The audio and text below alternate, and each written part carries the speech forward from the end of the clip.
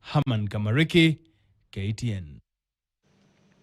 At the just concluded United Nations General Assembly, President William Ruto hogged the limelight in a hard-hitting speech that condemned war, defended human rights, and highlighted Kenya as having a leadership that champions peace and stability.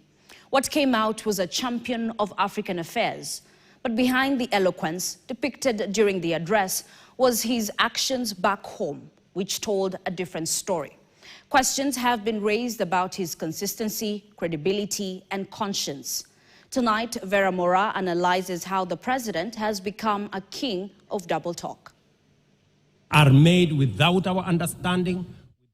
At the 80th United Nations General Assembly in New York, President William Ruto stood tall, confident, charismatic, and commanding. His speech, eloquent, visionary, and bold.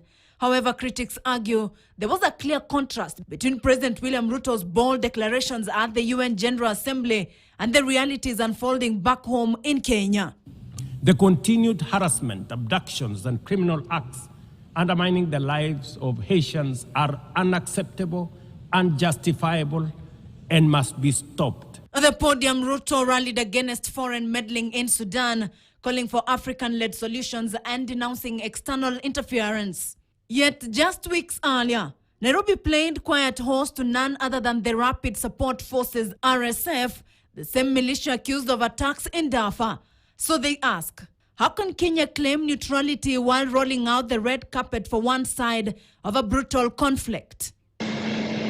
In his Unga address, Ruto decried civilian suffering in Gaza. Kenya is gravely concerned by the humanitarian catastrophe in Gaza and by the immense suffering of civilians. But home, as Gen Zs rose up demanding accountability, his government unleashed a violent crackdown. Tear gas, live bullets, and mass arrests marked the response. They are now questioning if human rights are universal. Why are young Kenyans treated as enemies for demanding accountability?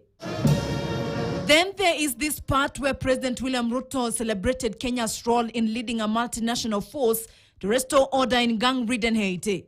We are proud to have led the multinational security support mission in Haiti. Yet Nairobi itself reels under a surge of kidnappings, gang violence, and abductions of activists. Families mourn missing loved ones, while the state remains silent. So the question is, can a nation export peace while importing fear?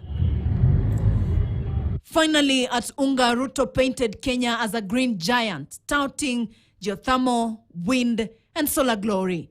We are building a climate-resilient society by embedding adaptation into every sector, from agriculture and energy to infrastructure and livelihoods. But behind the bright lights, his government quietly scrapped the 337 billion Kenyan shillings Grand Falls Dam project, only to re-award it under questionable terms.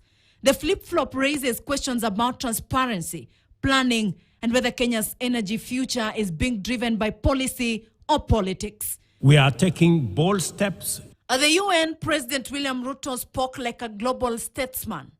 But in the country, many here double-speak. They don't just want a president who speaks powerfully abroad. They want one who acts justly at home.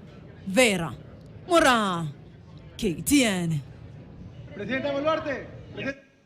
ODM party leader Raila Odinga